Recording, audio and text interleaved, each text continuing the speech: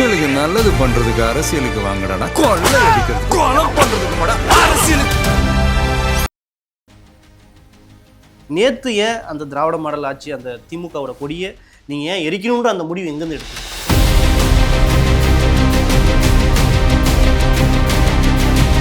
கடைநிலை ஊழியனாக இருக்க நான் அரசு ஊழியனாக இருந்து எனக்கே அந்த நிலைமை நான் காவல்துறை இருந்து மக்களுடைய நிலைமை நான் மக்கள் சிந்திக்கணும்.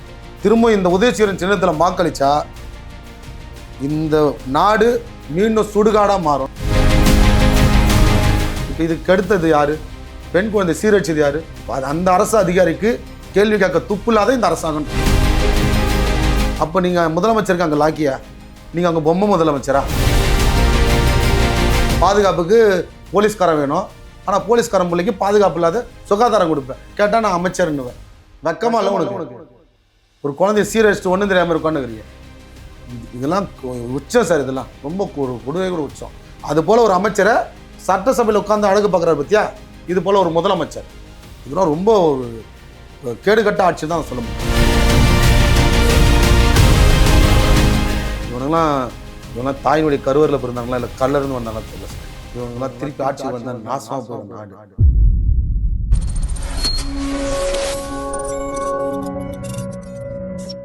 கலர் கண்ணாடி வாய்ஸ் நேயர்களுக்கு வணக்கம். இன்று நம்மோடு இருப்பவர், நாம் ஒரு 2-3 மாதத்துக்கு முன்பு ஒரு காவல்துறை அதிகாரியை நம்ம இப்போ ஒரு பேட்டி எடுத்தோம். அந்த பேட்டியில் அவர் குழந்தை எப்படி பாதிக்கப்பட்டாங்க அப்படின்றதுல நிறைய விஷயங்களை சொன்னார். நேற்று திரும்பவும் அதே மாதிரியான சம்பவங்கள் நடந்து அவர் தலைமை செயலகத்துக்கு முன்னாடி ஒரு போராடி இருக்காரு. அந்த காவலருக்கு மீண்டும் நம்மக்கிட்ட ஒரு பேட்டி கொடுக்குறது, அவரோட அனுபவங்களை அதே மாதிரி அவர் குடும்ப ரீதியாக என்ன மாதிரியான கஷ்டங்களையும் துன்பங்களையும் அனுபவிக்கிறான்றதை பற்றி இன்றைக்கி பேச போகிறாரு. நம்ம கோதண்டபாணி சார். வணக்கம் சார். சார் வணக்கம் சார். எப்படி இருக்கீங்க சார்? நல்லா இருக்குங்க. சொல்லுங்கள். வணக்கம் சார். சார் சொல்லுங்கள் சார், நேற்று என்ன நடந்துச்சு? நானும் அந்த காணொலி பார்த்தேன். உண்மையிலே பயங்கர ஒரு வீடியோக்காகவோ ஒரு இதெல்லாம் இல்லை, பார்க்கும் போதே ஒரு வழியாக தெரியுது. எனக்கே ஒரு வேதனை. குழந்தை அப்படியே நிற்குது. நீங்கள் ஆனால் அந்த திமுக கூடயே இருக்கிறீங்க. என்ன காரணம் சார்? சார் 2021 அக்டோபர் 21 என் குழந்தை பாதிக்கப்பட்டுருச்சு சார். இவங்க கொடுத்த தவறான சிகிச்சையால் பாதிக்கப்பட்டுச்சு. அப்போ தான் நான் ஹாஸ்பிட்டலுக்கு மருத்துவமனையில் சேர்த்தேன். ஸோ அப்போ இருந்த அரசு திராவிட மாடல் அரசு. இந்த திராவிட மாடல் அரசு அப்போ அமைச்சர் மா சுப்பிரமணியம் தான் அமைச்சராக இருந்தார். அப்போ இருந்த அமைச்சர்கிட்டேருந்து எல்லார்கிட்டையும் நான் பணிவான முறையில் காவல்னா நான் காத்திருந்தேன் சார். இத்தனை ஒரு நாளாக காத்திருந்தேன். ஸோ கடைசி ஒரு இதுவாண்ட இந்த இப்போ தவறு செஞ்ச மருத்துவர்களுக்கு உதவிகரம் செஞ்ச அரசு இந்த திராவிட மாடல் அரசு. இந்த அரசை திருப்பி நம்ம ஏற்றினோம்னா நம்ம வாயில் நாமளே வாக்கரிசி போடுகிற கதை. அதனால் நேற்று நான் முன்னே என் குழந்தைக்கு இந்த அரசு மேலே எந்த ஒரு அதிருப்தி இல்லாமல் நேற்று திராவிட மாடல் கொடியை எரிக்கிறதுல என் குழந்தை தனி மனிதனுடைய பெண் குழந்தையாக நான் பார்க்குறேன் சார். என் குழந்தைய ஏன் அந்த முடிவு எடுத்தீங்க? ஏன்னா லாஸ்ட் டைம் நீங்கள் நம்ம 2 பேரும் உரையாடணும். அங்கே இருக்கிற குழந்தை என்ன மாதிரியான பாதிக்கப்பட்டிருக்கு, நீங்கள் பொருளாதார ரீதியாக எந்த மாதிரியான சிரமங்களை சந்திச்சுட்டு இருக்கீங்கன்ற மாதிரி நிறைய விஷயத்தை பகிர்ந்துக்கிட்டீங்க. நேற்று ஏன் அந்த திராவிட மாடல் ஆட்சி அந்த திமுகவோட கொடியை நீங்கள் ஏன் எரிக்கணுன்ற அந்த முடிவு எங்கேருந்து எடுத்தீங்க? சார், ஒரு குழந்தை விஷயம். ஒரு குழந்தை பாதிக்கப்பட்டுருச்சு. இது மாதிரி தவறு செஞ்சுட்டாங்க. நான் காவல்துறையில் பணிபுரிகிறேன். நான் ஒரு அரசு ஊழியன், கடைநிலை அரசு ஊழியன், யூனிஃபார்ம் சர்வீஸ். என் குழந்தை பாதிக்கப்பட்டது. என் காவல்துறை இருக்க ஒரு அதிகாரிகள் கூட என் குழந்தை பார்க்கல. அது பிறகு நீ தடுத்துட்ட உங்களோ பிரிவு வச்சு. இது காவல்துறையா இல்லை திராவிட மாடலுடைய ஏவல்துறையான்னு எனக்கு தெரில. தடுத்தீங்க. இது வரையும் என் குழந்தைய நீங்கள் பார்க்கல. ஆனால் இன்றைக்கி தடுக்கிறதுக்கு மட்டும் நிற்கிறீங்க எல்லாத்துக்கும். சரி, ரைட்டு. அடுத்து பார்த்தீங்கன்னா தவறு செஞ்ச மருத்துவர்களுக்கு மீண்டும் நேஷ்னல் சைல்டு ரைட்ஸ் வராங்க. அவங்களுக்கு நீங்கள் எது வேணா செய்வீங்கன்ட்டு அரசுக்கு சப்போர்ட் சொல்லிட்டு திரும்ப ஒரு குற்றம் நடக்குது. இது நேச்சுரல் டிசபிலிட்டி, இயற்கை ஊனம். 9 வயசில் பாதை எடுக்கிற குழந்தைக்கு நீ எப்படி இயற்கை ஊனத்தில் கொடுக்க முடியும், நேச்சுரல் டிசபிலிட்டியில் கொடுக்க முடியும்? 2வது குற்றம் குழந்தைக்கு நடந்தது. இந்திய நாடு ஒரு ஜனநாயக நாட்டில் ஒரே குழந்தைக்கு 2 குற்றங்கள் மட்டும் நடக்கும். குற்றம் மட்டும் பண்ண இருப்பீங்க. கேட்டால் நீங்கள் கோர்ட்டு போங்கன்னு. அப்போ எதுக்கு உங்களுக்கு director of the medical education, எதுக்கு தமிழ்நாடு மெடிக்கல் கவுன்சில், எதுக்கு நேஷனல் சைல்டு ரைட்ஸ், எதுக்கு SCST கமிஷன், எதுக்கு நேஷனல் ஹியூமன் ரைட்ஸ், எதுக்கு இவங்களாம் தேவையில்லையே. ஹாஸ்பிட்டல் போனாக்கா நேரம் நான் கோர்ட்டு போயிடுவேன். இவங்களை தூக்கி உள்ளே போட்டுடலாம். இவங்க சம்பளம் வாங்குறது மட்டும்தானே இவங்க வேலை? குழந்தைக்கான ஆணையம் தானே சார், குழந்தைகளுக்கான ஆணையம் தானே. இந்தியாவினுடைய நான் என்ன சொல்ல வரேன், பாரத பிரதமர் இருந்தாலும் சரி, உள்துறை அமைச்சராக இருந்தாலும் சரி, இந்தியாவின் எல்லைகளை யாருக்கு பாதுகாக்கிறீங்க? இந்தியாவினுடைய நிலப்பரப்புகளை யாருக்கு பாதுகாக்கிறீங்க? அடுத்த தலைமுறைக்கு வேணும். அந்த தலைமுறைகள் யார்? குழந்தைகள் தான் அடுத்த தலைமுறை. ஒரு குழந்தைகள் ஆணையம் ஒரு குழந்தைகள் விஷயத்தில் குற்றம் பண்ணுதுன்னா இது ஏற்றுக்க முடியுமா? நான் ஒரு கடைநிலை ஊழியனாக இருக்கேன், நான் அரசு ஊழியனாக இருந்து எனக்கே இந்த நிலைமை நான் காவல்துறை இருந்து மக்களுடைய நிலைமை நான்றது மக்கள் சிந்திக்கணும். திரும்ப இந்த உதயசூரியன் சின்னத்தில் வாக்களிச்சா இந்த நாடு மீண்டும் சுடுகாடாக மாறும்ன்றதை இது மாதிரி தெரிவிக்கிறேன். அல்ல அதுதான் நீங்கள் எந்த இடத்துல இந்த முடிவு எடுத்துட்டு இந்த கொடியை எரிச்சா இந்த மாதிரி நடவடிக்கை வருவாங்க, இல்லை ஏதோ ஒரு நோக்கத்துல இருந்தாலும் செஞ்சிருப்பீங்க சார். இவங்க என்ன எந்த நடவடிக்கை எடுக்க முடியாது சார். இந்த அரசு என்ன எந்த நடவடிக்கை எடுக்க முடியாது. ஆனால் மக்கள் எதுலேயும் எந்த இதுவும் பண்ண வேணாம். இது வந்து காவல்துறை வந்து தடுத்து இவ்வளோ நாளாக என்னை வந்து இது பண்ணியிருந்தாங்க. நான் காவல்துறை சட்ட யூனிஃபார்ம் இருக்கேன். எனக்கு என் சட்டைக்கு எவ்வளோ மரியாதை கொடுத்து நான் கொடுத்துட்டேன். என்னுடைய உயர் அதிகாரிகளை நான் கொடுக்க வேண்டிய மரியாதை கொடுத்துட்டேன்.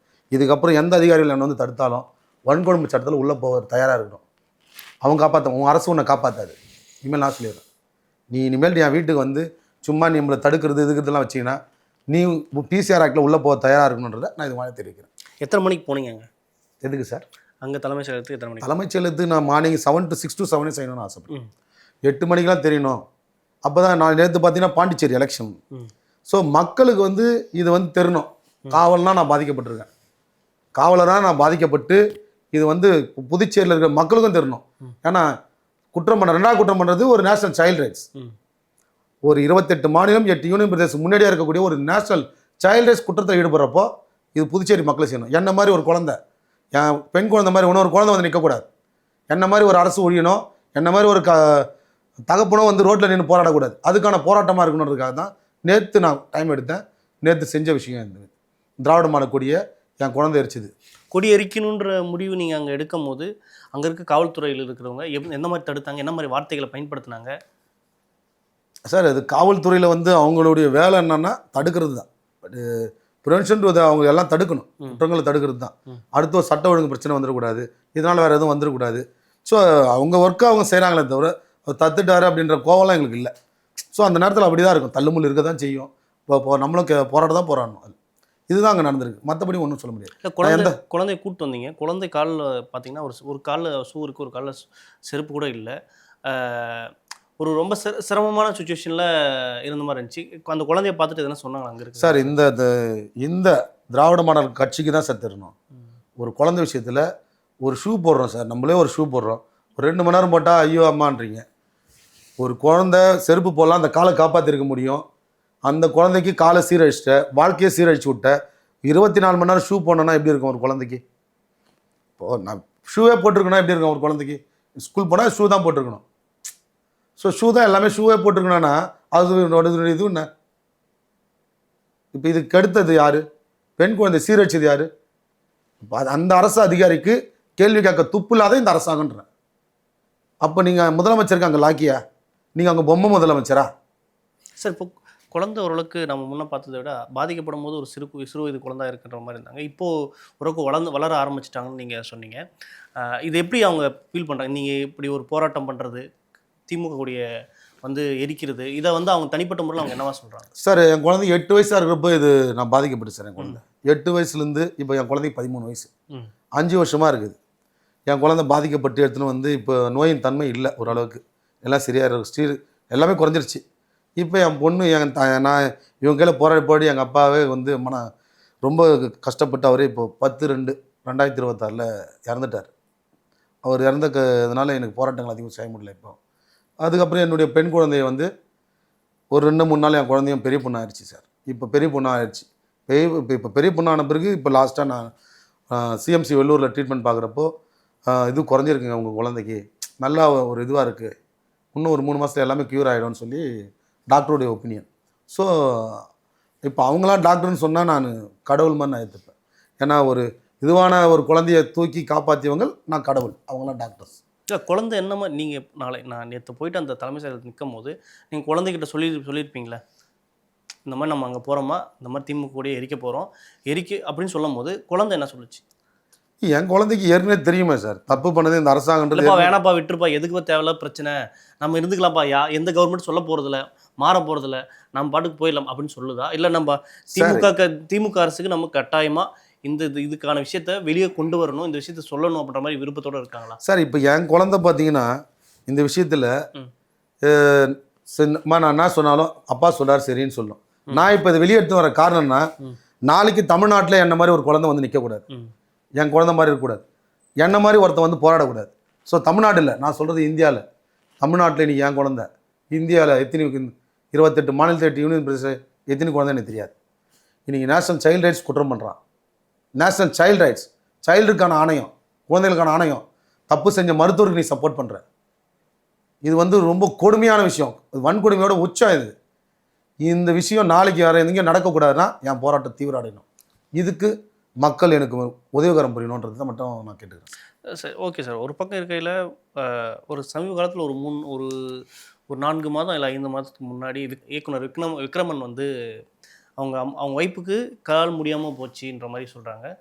ஓமந்தூரார் ஹாஸ்பிட்டல்லேருந்து அவரை மருத்துவர்களை கூட்டிகிட்டு அவர் வீட்டுக்கே போயிட்டு பராமரிக்கிறதா இருக்குது. அதே சமயம் சுகாதாரத்துறையில் வந்து தமிழ்நாடு பெருசாக முன்னோக்கி சென்றிருக்கிறது அப்படின்ற மாதிரிலாம் சொல்லி பார்க்குற மாதிரி இருக்குது. அப்படி இருக்கையில் இப்படி ஒரு பக்கம் வேஷம் போட்டு இப்படி ஒரு விஷயங்கள் செய்கிறது உங்களால் எப்படி பார்க்குறீங்க நீங்கள்? திராவிட மாடல் வேஷம் போகிறதுனா புதுசாக சார். அது வேஷம் போகிறதுல அவங்களாம் காட்சி கொடுக்குறது பயங்கரமான இவங்க சொல்கிறது மற்ற சினிமா நடிகரோட இவர்கள் மிஞ்சியவர்கள் தான் நான் சொல்லுவேன். இப்போ இதில் வந்து மா சுப்பிரமணியன்றவர் இதில் முக்கியமான குற்றவாளியாக அவர் தான். உங்களை பார்த்து பேசியிருக்காரா சார்? நான் ஃபோனில் பேசினோட சரி. என்ன சொன்னார்? நீ நல்லவன் மனுஷனாக இருந்தாக்கா என் குழந்தை நேரில் வந்து பார்த்துருக்க மாட்டியா? உனக்கு வந்து நான் பெண் குழந்தைனா பிடிக்காதான்னு தெரில, பெண்களை சீரழிக்கிறவர் தானே நீங்கள். இதில் என்ன புதுசாக சொல்ல முடியும்? இப்போ அந்த சாரை கேட்டு பாருங்கள், பெண்ணை சீரழிக்கிறவர் தான் அவர். வந்து பார்க்கலாம்ல. நீ அமைச்சர்னா அப்போது நான் உனக்கு பாதுகாப்புக்கு போலீஸ்காரன் வேணும், ஆனால் போலீஸ்காரன் பிள்ளைக்கு பாதுகாப்பு இல்லாத சுகாதாரம் கொடுப்பேன். கேட்டால் நான் அமைச்சர்னுவேன். வெக்கமா இல்லை உனக்கு? ஒரு குழந்தைய சீரழிச்சிட்டு ஒன்றும் தெரியாமல் உட்காந்துக்கிறீங்க. இதெல்லாம் உச்சம் சார். இதெல்லாம் ரொம்ப கொடுமை கூட உச்சம். அது போல் ஒரு அமைச்சரை சட்டசபையில் உட்காந்து அழகு பார்க்குறாரு பற்றியா? இது போல் ஒரு முதலமைச்சர். இதெல்லாம் ரொம்ப ஒரு கேடுகட்ட ஆட்சி தான் சொல்ல முடியும். நான் மக்களுக்கு நான் திரும்பவும் சொல்கிறது என்னன்னா, உதயசூரியன் சின்னத்தில் வாக்களிக்கிறத மக்கள் தவிர்க்கணுன்றதை இதன் மூலிமா நான் சொல்லிக்கிறேன். நல்லா பண்ணிக்கிறதுக்கு 1000 உதாரணங்கள் சொல்கிறாங்கல்ல. ஆனால் இப்படி ஒரு விஷயத்த பண்ணுறதுல இப்போ சிக்கல்லாம் காட்டுறதை நீங்கள் எப்படி பார்க்குறீங்க சார்? ஒரு பானை சோத்துக்கு ஒரு சோறு தான் பாதம்னு சொல்லுவாங்க. இப்போ இது குற்றம் வந்துருச்சு. குற்றம்ன்றேன், அஃபென்ஸ் ஆயிடுச்சு. உன்னுடைய சுகாதாரத்துறையே காலி. இதில் director of the medical education ஒரு ரிப்போர்ட் கொடுக்குற, தமிழ்நாடு மெடிக்கல் கவுன்சில் ஒரு ரிப்போர்ட் கொடுக்குற. நான் என்ன சொல்ல வரேன், உன் ரிப்போர்ட் தனித்தனியாக இருக்குது, அதிலே தெரிஞ்சு போச்சு. இப்போ இந்தியன் மெடிக்கல் போர்டு அப்பீல் பொறுத்து நான் தயாராக இருக்கேன். இந்தியன் மெடிக்கல் போர்டு அப்பீல் பண்ணனா நேஷனல் சைல்டு ரைட்ஸ் எனக்கு இஷ்யூ பண்ணாங்க இல்லையா, அதை ஆர்டர் நீ கேன்சல் பண்ணு. ஹேண்டிகேப் சர்டிஃபிகேட், ஹேண்டிகேப் பென்ஷன் நீ ஆர்டருக்கு கொடுத்தல, கேன்சல் பண்ணு. நான் இந்தியன் மெடிக்கல் போர்டு அப்பீல் போகிறேன். இல்லையா, பிசிஆர் ஆக்டில் நேஷனல் சைல்டு ரைட்ஸ் ரிஜிஸ்டர் மேலே கேஸை ஃபைல் பண்ணுங்கள். 2 தான் எனக்கு கோரிக்கை. சார் இப்படி ஒரு பக்கம் இருக்கல, அந்த மருத்துவர் இருக்கார்ல, அந்த மருத்துவ ஒரு குழு அந்த குழந்தைக்கு மருத்துவம் பார்த்துருப்பாங்க, ட்ரீட்மெண்ட்லாம் எடுத்திருப்பாங்க. அவங்களுக்கு நீங்கள் என்ன பண்ணணும்னு நினைக்கிறீங்க சார்? மருத்துவர்களுக்கு அவங்களுக்கு என்ன தானே, நீ பனிஷ்மெண்ட் கொடுத்தாலே அப்பயே முடிஞ்சிட்டு இருக்கு சார். ஒரே மருத்துவர் நீ பனிஷ்மெண்ட் கொடுத்தா இந்த இது எப்பயும் முடிஞ்சு போயிடும். மருத்துவர் என்ன நிலையில் இருக்காங்க சார்? எல்லாமே dean, director of the medical education இப்போ பண்ணதெல்லாம் மேலே வரையும் வந்துட்டீங்க. இப்போ அலட்சியமான ட்ரீட்மெண்ட் மட்டும் இல்லாமல் ஃபேக்கான ரிப்போர்ட்ஸ், அடுத்து தவறான அறிக்கை, நான் கையெழுத்து போகிறதான்ற மாதிரி உன்னுடைய இது. ஆனால் இது எல்லாத்தையும் சேர்த்து இப்போ மாட்டிக்கினேன். இதுக்கு என்ன பதில் சொல்ல போகிறேன்றது பின்னாடி தான் தெரிய வரும். இப்போ என் போராட்டங்கள் இது மூலயமா வெளிப்படுத்துறத மக்களுக்கு தெரியும். இந்த உண்மையான விஷயத்த கூடி சீக்கிரம் மக்கள் சந்திப்பாங்க. உங்கள் இப்போ மா சுப்பிரமணியம் சந்திச்சு பார்க்கவும் இல்லை, பேசவும் இல்லை, ஃபோனில் மட்டும் அழைச்சி பேசியிருக்காரு. சந்திக்க அரசு துறையிலிருந்து உங்களுக்கு ஏதாச்சும் நிவாரணமோ, குழந்தைய பார்த்துக்கிறதுக்கு எதனா உத்தரவாதமோ ஏதாவது ஒன்று உங்களுக்கு பார்த்தாங்களா சார்? இந்த அரசு துறை இருந்தோ இல்லை காவல்துறை இருந்தோ எந்த ஒரு உதவிகளும் இல்லை எனக்கு. எந்த ஒரு உதவிகளும் இல்லை. என்னுடைய தங்கச்சி, என்னுடைய தம்பி, என்னுடைய அப்பா அம்மா அவங்களுடைய நகைகள் எல்லாம் நான் எல்லாத்தையும் இது பண்ணியிருக்கேன். என் மனைவியுடைய நகைகள் எல்லாத்தையும் போட்டிருக்கேன். இந்த திராவிட மாடல் அரசால் மன ரீதியாகவும் பண ரீதியாகவும் பொருளாதார ரீதியாகவும் என் பெண் குழந்தை வாழ்க்கை இழந்து, என் மனைவி மனநலம் பாதிக்கப்பட்டு ஒரு தனி மனிதனை சூறையாடிய ஆட்சி இந்த திராவிட மாடல் ஆட்சி. அதனால் இந்த திராவிட மாடல் எனக்கு எந்த ஒரு உதவியும் இல்லை.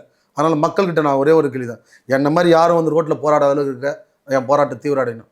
நீ என்னை அண்ணனா நினச்சா அண்ணன், தம்பியாக நினச்சா தம்பி, சித்தப்பனா நினச்சா சித்தப்பன், பெரியப்பனா நினச்சா பெரியப்பன், இல்லை மாமன் நினச்சா மாமன், சித்தப்பன் நினச்சா சித்தப்பன்.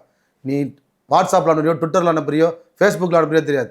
இது போட்டு நீ எல்லாருக்கும் சந்து பந்து எல்லாருக்கும் நீ காட்டு. காது கேட்காத ஆயா கூட நீ காதில் போய் ஊதி சொல்லு, என் அண்ணா குழந்தை இது மாதிரி பாதிக்கப்பட்டிருக்கு, இந்த உதயசூரியன் சின்னத்தில் போட்டால் போய் நம்ம கிணத்துல போய் விழுவோன்றதை கிளியராக சொல்லுன்றேன். சரி, இப்படி ஒரு பக்கம் இருக்கல, நீங்கள் இந்த விவகாரத்தை, இந்த செய்தியை யாரெல்லாம் எந்த கட்சியினாலும் அவங்க சப்போர்ட் பண்ணுறதா பார்க்குறீங்க சார்? இதுவரையும் எனக்கு சப்போர்ட்ஸ்லாம் இல்லை சார். நான் ஓப்பனாகவே சொல்லிடுறேன், எல்லாருக்கும் தெரியும். நான் அவங்க வந்து சப்போர்ட் பண்ணுறேன், இவங்க வந்து சப்போர்ட் பண்ணுறான், எனக்கு எந்த ஒரு சப்போர்ட்டும் இல்லை. நான் சப்போர்ட் இல்லாமல் தான் நீ நிற்கிறேன். காவல்துறையும் எனக்கு ஒரு சப்போர்ட் இல்லையே. எனக்கு எந்த ஒரு சப்போர்ட்டும் இல்லை சார். எனக்கு சப்போர்ட் இல்லாத ஒரு சூழ்நிலை தான் நான் நின்றுருக்கேன். நான் சொல்லி பார்த்தேன். ஒரு சில ஸ்டேஜில் நடுநிலையாக இருந்தது ஒரு சில நியூஸ் சேனல்ஸ். இப்போ அது கூட ஒரு சிலது வாங்கிட்டாங்க. நியூஸில் இது ஏன் வரல அப்படி மக்கள் சிந்திக்கணும். ஒரு செய்தியில் ஏன் இந்த செய்தி வரமாட்டேங்குது அப்படின்னு மக்கள் சிந்திக்கணும் இந்த விஷயத்தில். அப்போது அந்த செய்தி எல்லாத்தையும் வாங்கினது யார்? அப்போ சிந்திச்சாங்கன்னா ஒரு சில இதுவுகள் வந்து மாற செய்யுன்றாங்க. ஒரு பெண் குழந்தை வாழ்வில் சீரழிக்கிற ஒரு அரசை மீண்டும் நான் எடுத்து வருவேன்னு சொல்லி யாருன்னா போயிட்டு நினச்சாக்கா இந்த திராவிட மாடலை திருப்பி எடுத்துன்னு வரதுக்கு அது நான் ஏற்புடையதா இல்லை. அது வந்து ஒரு தமிழ்நாடு சீரழிஞ்சு போயிடும் திரும்பவும் அப்படின்றது இது மாதிரி தெரிவிக்கிறேன். இது உங்கள் பின்னாடி அதிமுக இருக்கிறதாவும் சில பேர்லாம் குற்றச்சாட்டு செலுத்துறது எப்படி பார்க்குறேன் சார்? இதில் பார்த்தீங்கன்னாலே இவங்க ஒரு குற்றம் பண்ணிட்டாங்க. நேஷனல் சைல்டு ரைட்ஸ், அதாவது பிஜேபி அரசு, அதாவது ஆர்ஜி ஆனந்த், அவர் பிஜேபி அரசினுடைய மெம்பர். அவரும் வந்து ரெண்டாவது இது வந்து விசிட் பண்ணுறாரு. அவர் வந்து நேச்சுரல் டிசபிலிட்டிக்கு ரெண்டாவது குற்றம் பண்ணுறாரு. நேஷனல் சைல்டு ரைட்ஸ் ரிஜிஸ்டர் ஐஎன்டே கூட்டணியில் இருக்கக்கூடிய ஒரு நம்ம ஏடிஎம்கே. இப்போ அன்றைக்கி நடந்தது, நான் ரோட்டில் உட்காந்து ப்ரொடெஸ்ட் பண்ணுறப்ப அப்போ இபிஎஸ் சார் தான் இருந்தார். அவர் ஒரு வார்த்தை பேசலை. எதிர்கட்சி ரொம்ப வலிமையானதாக இருக்கணும். எதிர்கட்சி பேசியிருந்தால் என் குழந்தைக்கு அப்போயே தீர்வு கிடச்சிட்ருக்கோம். பேசலை. இன்னைக்கு கேட்டால் ஏடிஎம்கே எங்களுக்கு இதுவாக இருக்காருன்னா, ஏடிஎம்கே எங்களுக்கு இதுவாக இருந்தாக்கா நேற்றுக்கு அவர் வந்து என் வீட்டில் என் குழந்தைய பார்த்துக்க மாட்டாரா? இல்லையே, அவரும் வந்து என் குழந்தைய பார்க்கலையே யாருமே. இதே பிஜேபியில் இருந்த அப்போ இருக்கக்கூடிய தலைவர் வந்து அண்ணாமலை சார், அவரும் வந்து என் குழந்தைய பார்க்கலையே, சந்திக்கலையே. காரணம் என்ன? நான் தாழ்த்தப்பட்டவன்ற ஒரு இதனாலையா, இல்லை காவல்துறையில் கடனில் இருக்கிறதுனாலையா, இந்த குழந்தைக்கு ரெண்டாவது குற்றம் பண்ணிட்டோம் அப்படின்றது ஒரு சூழ்நிலையா? யாருக்கும் தெரியாத மூடுறது தான் கதை. அதனால் யாரும் எனக்கு எந்த உதவிகளும் இல்லை சார். இதில் தெளிவாக சில என்ஜிஓ இல்லை சமூக ஆர்வலர்கள் சார் அவங்களாம் வரதுக்கு தயாராக இருந்தாங்க. இந்த திராவிட மாடலுடைய ஏவல் துறை, அதாவது உளவு பிரிவு இருக்கு இல்லையா சார், இந்த உளவு பிரிவு வந்து தடுக்கிறது அவங்கள. ஏன் நாங்கள் இல்லையா? நீ என்னத்த கிழிச்சிட்ட? எனக்கு நான் உளவு பிரிவை கேட்குறேன். என்ன கிழிச்சு நீ? என்ன என் பொண்ணு என்ன பண்ணிட்டேன்? என் குடும்பத்தை என்ன பண்ணிட்ட? நீ யாரும் வரவிடாமல் தடுத்துட்டேன். வன்கொடுமையின் உச்சமே நீ தான். இந்த காவல்துறை சீரழிக்கிறது இந்த உளவு பிரிவு தான் சார். காவல்துறையை சீரழிக்க போகிறது அடுத்தது. என்கிட்ட நீ திருப்பி என்ன ஏதாவது நீ டச் பண்ணி இது பண்ணியிருந்தீங்கன்னா நான் அடுத்தது பண்ணக்கூடிய வளம்பல் பார்த்துக்கணும். இதுவரையும் உங்கள் சேட்டை பண்ணீங்க, இதுக்கப்புறம் என் சேட்டை நீங்கள் பார்ப்பீங்க. இல்லை காவல்துறை ஏதாச்சும் உங்களை மிரட்டுதா? நீங்களாம் போய் இந்த அரசை பற்றி பேசாதீங்க, குற்றம் செலுத்தாதீங்க. யார் இவர்? யார் சார் மிரட்டுறதுக்கு? நான் புள்ள பெற்றவன். என்ன என் பிள்ளைக்கு இதுவரையும் நான் தான் பார்த்து எல்லாமே பண்ணியிருக்கேன். நீ ஒன்றும் பண்ணல எனக்கு. என்ன என் பிள்ளைக்கு என்ன பண்ணணும்னு எனக்கு தெரியும். என் பிள்ளைக்காக நான் அடுத்து என்ன பண்ணுவேன்னு உனக்கும் தெரியும். இதுக்கப்புறம் பார்த்துக்க. என்னுடைய இவ்வளோ நேரம் உன் சேட்டை ஓடிச்சு, என் சேட்டையை பார்க்குறேன். இனிமேல்ட்டு தடுக்கிறத நிறுத்திக்கணும்னு மட்டும் சொல்கிறேன். இதுக்கப்புறம் வன்கொடுமை ஒரு சட்டத்தில் யார் யார் போவாங்கன்றதை பார்த்து வச்சுக்கணும். இதுவரையும் என்னை தடுத்த 44 காவல் அதிகாரிங்க வன்கொடுமை சட்டத்தில் உள்ளே போக தயாராக இருக்கணும். அதே சமயம் உங்களுக்கு மாத வருமானம் இலக்கு சரியாக வருதா? குடும்பத்தை சார் என்னுடைய இது பார்த்தீங்கன்னா சம்பளம் நீங்கள் கரெக்டாக எல்லாமே வந்துட்டு எல்லாமே போயிட்டுருக்கு சார். இதனால் நான் கடை வாங்கினது எல்லாமே அதில் போகுது. நான் பேங்க்கில் லோன் எடுத்திருக்கேன். எல்லாமே அது கடனில் போயிடுது. இதனால் எவ்வளோ கடன் ஆயிருக்கு சார்? இது என் பொண்ணுக்கு போட்டு நான் அளந்து சொல்கிறதா இல்லாட்டி எப்படி சொல்கிறதுன்னு தெரியல. கடன் சுமைகள் தான் இருக்குது. இப்போ தங்கச்சி நகை ஒரு பேங்க்கில் இருக்குது, அம்மா நகை ஒரு பேங்க்கில் இருக்குது, அம்மா தான் தங்கச்சி ஒன்றா இருக்குது, தம்பிது ஒரு பேங்க்கில் இருக்கும். ஏன்னா ஃபோனில் சொல்லுவேன், டே கொஞ்சம் வச்சு எடுத்துன்னு காசு வேணும், அவன் வச்சு எடுத்துன்னு வருவான். அதுக்கு வட்டி நான் தானே கட்டணும். அவனே போய் கேட்க முடியுமா? தனித்தனியாக இருக்குது. ஸோ இப்போ இதெல்லாமே நான் வந்து வட்டியான எனக்கு மாதம் போதோ இல்லையோ கரெக்டாக ஃபோன் வரும், டே இன்ட்ரெஸ்ட் பே பண்ண மாட்டா. ஸோ நான் போய் பண்ணிட்டு ஓடியாரணும். ஸோ இது மாதிரி தான் என்னுடைய சூழ்நிலை ஓடுது. ஸோ இப்போது இதில் எனக்கு வந்து இவங்க வந்து செஞ்சுட்டான், அவன் வந்து செஞ்சுட்டான், இவன் வந்து பண்ணிட்டான், இதெல்லாம் ஒன்றுமே இல்லை. இதில் என் குழந்தைய எப்படியோ இருந்து நான் எப்படியோ எடுத்துன்னு வந்து இன்றைக்கி எடுத்து நிற்க வச்சுருக்கேன். அது எனக்கு ஒரு இப்போ தான் எனக்கு ஒரு சந்தோஷமாக இருக்குது. இந்த சந்தோஷத்தில் என் குழந்தை இன்னும் நான் பார்க்காத உலகத்தை நான் சந்திக்கணும். அதுக்காக என் போராட்டம் மிக பெருசாக தீவிரம் அடையணுன்றது. எப்படி ஃபீல் பண்ணுறீங்க? இந்த சம்பவம் நடந்த பின்னாடி உங்கள் மனநிலை எப்படி மாறி இருக்கு? உங்கள் குடும்ப நிலைமையில எப்படி மாறி இருக்கு சார்? என்னுடைய இருந்ததுக்கும் இப்போ இருக்கிறதுக்கும் எப்படிலாம் சார்? இப்போ என்னுடைய குடும்பம் கொஞ்சம் நானே சேஞ்சஸ் கொடுத்துருக்கேன் ஓரளவுக்கு. இப்போ என்னுடைய இது வந்து நானே தான் செதுக்கணும். என்னுடைய இதுவை நானே செதுக்கினா தான் அதான் ஒளி. நானே தான் செதுக்கினா தான் அது தலைவன். இல்லைன்னு வச்சிங்கன்னா அது இருக்காது. தலைவன் இருந்தால் தான் அங்கே நல்லா இருக்குமே தவிர தலைவன் எவ்வழியோ அவே தான். இப்போ எனக்கு 3 பசங்களையும் என் பெரிய பையன் இப்போ டெல்லியில் படிக்கிறாரு. என் பொண்ணு இப்போ 9th ஸ்டாண்டர்ட் கேவி, பையன் 3rd ஸ்டாண்டர்ட் கேந்திர வித்யாலயா. நான் எல்லாத்தையும் நான் படிப்பு கரெக்டாக கொடுத்துருக்கேன். இந்த மருத்துவத்தில் தான் நான் ரொம்ப விழுந்துட்டேன். இந்த மருத்துவத்தால் என் மனைவி மனநலம் பாதிக்கப்பட்டேன், என் குழந்தையால். ஸோ இது ரெண்டுத்தையும் நான் மீட்டு எடுத்துன்னு வரணும். இப்போ என்னுடைய பொருளாதாரங்கள் சேதமடைஞ்சு இவங்க பண்ண தப்புக்கு நான் ஏன் சார் பொருளாதாரத்தை சீரழிச்சு கொடுக்கணும்? சூறையாடிட்டாங்களே சார். இப்போ எல்லாத்தையுமே நான் போட்டு இப்போ என் குழந்தைக்குனாக்கா நான் எல்லாத்தையும் போட்டு என் குழந்தைய நான் விட்டுட்டு இப்போ இவன் டாக்டர் நான் சொல்கிறான், தப்பு செஞ்ச மருத்துவர் நான் சொல்கிறான், இந்த குழந்தை செத்துரும் அப்படின்னு தான் நீ தமிழ்நாடு அரசுக்கு நீ சொல்கிற. சொல்லும் போது எப்படி இருந்துச்சு உங்களுக்கு வலி? நீ உள்ளுக்குள்ளே சொல்லிப்பா, அதில் நியாயத்தில் நீ சொல்ல மாட்டியா? ஏன் அதெல்லாம் சொன்னால் நான் விட்டுருவேன் நான். கேள்விப்பட்டிருக்கும் போது மனசு அதுதான் நீ சொல்லி அவனை ஏமாத்திருப்பேன். நீ செத்துறங்க அதனால் அப்படின்னோடனே அவர் உடனே அப்படின்னு போறாரு. இது வந்து ஏற்றுக்க முடியாத ஒன்று சார். இந்த மாதிரி எந்த குழந்தைக்கும் வரக்கூடாது. போராட்டங்கள் மூலிமா சார் இது. நான் கோர்ட்டு போயிட முடியும். கோர்ட்டு போக முடியுமான்னு கோர்ட்டு போகலாம். கோர்ட்டு போயிட்டா இவன் ஒரு குற்றம் பண்ணுவார், அவர் ஒரு குற்றம் பண்ணுவார். குற்றம் தெரிஞ்சு போச்சு, அப்புறம் எது கோர்ட்டு போகணுன்னு நான் கேட்குறேன். பொதுவாக நீங்கள் ஒரு குற்றம் பண்ணிட்டீங்க, இது இயற்கையில் கொடுத்து தப்புன்னு தெரிஞ்சு போச்சு. நானாக சொல்ல வரேன், நீ பிசிஆரில் போட்டுடுறா, வழக்கை பிசிஆரில் ஃபைல் பண்ணு, நான் கோர்ட்டுக்கு போயிரு. சரி, அடுத்த கட்ட என்னவா பண்ணலான்னு இருக்கீங்க? தமிழ்நாட்டுடைய தேர்தல் அதிகாரி திருமதி அர்ச்சனா பட்நாயக் ஐஏஎஸ் அவங்கள நேரில் நானும் என் குழந்தைய சந்திக்கிறோம். ஒரு சில லெட்டர் கொடுக்க போகிறோம். அவ்வளோதான். கொடுத்துட்டு என் குழந்தைக்கு இது மாதிரி ஆச்சு, பிசிஆர் ஆக்டில் வழக்கு பதிவு செய்யணும். ஏன்னா தமிழ்நாடு அரசில் இவ்வளோ நடத்தி விசாரணை அறிக்கை போட்டீங்க, விசாரணை பண்ணிட்டீங்க. விசாரணை அறிக்கை வெளியில் தமிழ்நாடு அரசு விசாரணை அறிக்கை வெளியில் வெளியிடாமல் இருக்குது. அதனால் நான் என்ன சொல்கிறேன், பிசிஆர் ஆக்டில் வழக்கு பதிவு செய்ய சொல்லி கேட்பேன். கொடுக்கலடான்னா தமிழ்நாட்டில் தேர்தல் விதியை உடச்சி நானும் என் குழந்தையும் தேர்தல் பிரச்சாரத்தில் ஈடுபடுவோன்றதை வித் யூனிஃபார்மோடு ஈடுபடுவோன்றதை தமிழக மக்களுக்கு தெரிவிச்சுக்கிறோம். சரி, குழந்தை ஸ்கூல் போகும்போது எப்படிலாம் ஃபீல் பண்ணுறாங்க சார்? நல்லா இருந்த குழந்தை அதுக்கே தெரியும். இப்போது ஒன்றுமே தெரியலை, சின்னதுலேயே ஆயிடுச்சுன்னா ஒன்றும் தெரியாது. பிறக்கிறப்போனாக்கா ஒன்றுமே தெரியாது, அது அப்படிதான்ற மாதிரி தெரிஞ்சிடும். 8 வயசு நல்லா அந்த வீடியோலாம் இப்போ பார்க்குறப்போ அந்த குழந்தைக்கு எப்படி இருக்கும்? இவங்களாம் தாயினுடைய கருவரில் பிறந்தாங்களா இல்லை கல்லருந்து வந்தாலும் தெரில சார் எனக்கு. இவனுங்களாம் திருப்பி ஆட்சிக்கு வந்தால் நாசமாக போயிடும் நாடு. தயவுசெய்து இது போல் உதயசூரியன் சின்னத்தில் வாக்களிக்கிறத மக்கள் தவிர்த்துக்கணும். அவங்க கூட்டணி கட்சியிலையும் வாக்களிக்கிறத தவிர்த்துக்கணுன்றதை இது மாதிரி தெரிவிச்சு. அவங்க ஃப்ரெண்ட்ஸுங்களை எப்படி பார்க்குறாங்க? குழந்தையோட ஃப்ரெண்ட்ஸ் சார் முதல்ல நல்லா தான் பார்ப்பாங்க. பார்க்குறப்ப முதல்ல வாமான் தான் சொல்லுவாங்க. உள்ளுக்குள்ளே அவன் எல்லாருக்கும் இருக்க தான் செய்யும் அந்த இதெல்லாம், குழந்தைங்களுக்கு இதுவாக வரப்போ. ஸோ அதனால தான் இதுவாக இதில் வேறு அந்த குழந்தை ஸ்கூல் போயிட்டு வர்றதுக்குள்ளே நமக்கு என்ன நடக்கும்ன்றது நமக்காக நாங்கள் இது பண்ணுறது கஷ்டமாக இருக்குங்க. குழந்தையோட எதிர்காலத்தை பற்றி என்னெல்லாம் யோசிக்கிறீங்க? இப்படிலாம் ஆயிடுச்சு, குழந்தை எப்படி இருக்கும், எப்படி வளரப்போகுது? சார் நான் இருக்கிறப்பே ஒன்றும் செய்யலை இந்த காவல்துறை. நான் அரசு ஊழியன், தமிழ்நாடு காவல்துறை. நான் ஒரு அரசு ஊழியன், காவல்துறையில் யூனிஃபார்ம் சர்வீஸ். ஒரு பணியில் இருக்கக்கூடிய ஒரு காவலனுக்கே இந்த நிலமன்னா மக்கள் நிலமன்னான்றது சிந்திக்கணுன்றது திருப்பி நான் சொல்கிறேன். இவங்க 2.0க்கெலாம் போலீஸ்காரன் பார்த்தா சார், வேறு இந்த குழந்தைக்கு அப்பங்காரம் தான் வேணும். இதுக்கப்புறம் ஏன் சாட்டையை இந்த அரசாங்கம் பார்க்கும். அது இல்லை சார், நான் என்ன கேட்குறேன்னா, இந்த விஷயத்த குழந்தை எதிர்காலம், இப்போ குழந்தைக்கு இப்படி ஒன்று ஆயிடுச்சு, அவங்க வாழ்க்கை எப்படி இருக்க போகுதுன்றது நீங்கள் எப்படி தீர்மானிச்சிருக்கீங்க? நான் போராட்டத்தை வச்சு தான் சார் என் குழந்தை வாழ்க்கை எப்படி இருக்குன்றது அவங்க நீங்களே பார்ப்பீங்க. என் போராட்டத்து மூலயமா தான் என் குழந்தை வாழ்க்கை திரும்பணும். இந்த அரசியல் திரும்புதோ இல்லையோ என் குழந்தை வாழ்க்கை இப்போ திரும்பும். சொந்த பந்தங்களை எப்படி பார்க்குறாங்க சார்? முதல்ல எல்லாமே நல்லா ஒட்டி உறவாடுவாங்க சார், நல்லா இது பண்ணுவான். நமக்கு ஒன்றா வரமாட்டான் கிட்ட, இதுதான் சொந்தம். ஆனால் நம்ம ஜெயிச்சிட்டோம்னா கிட்ட வந்து நம்ம தான் அவன் தான் ஜெயிச்சு வாங்கி கொடுத்த மாதிரி பேசுவான். இதுதான் சொந்தத்தினுடைய இது. அந்த காணொலியை பார்த்துருப்பீங்க, சார் சொன்ன விஷயங்களாகட்டும். இதுக்கு முன்னாடி நம்ம இன்னொரு காணொலியும் பார்த்துருப்பீங்க. அந்த காணொலியில் இருக்கிற குழந்தைக்கு எந்த மாதிரி பாதிக்கப்பட்டிருக்கு அப்படின்ற மாதிரிலாம் பார்த்துருப்பீங்க. அவர் மருத்துவர்களில், ஏன்னா ஒரு அரசு துறையில் ஒரு மருத்துவர்ன்றது எவ்வளோ ஒரு முக்கியமானது. ஒரு அரசு துறையில் இருக்கார், இருந்தும் நான் என் குழந்தை மாதிரி இன்னொருத்தருக்கு ஆகக்கூடாதுன்னு அடுத்த தலைமுறை பற்றி யோசிக்கிறாருல்ல. உண்மையிலே கட்டாயமாக இந்த விஷயத்தை பாருங்கள், ஷேர் பண்ணுங்கள். ஏன்னா இது சாதாரண கடந்து போகக்கூடிய விஷயம் கிடையாது.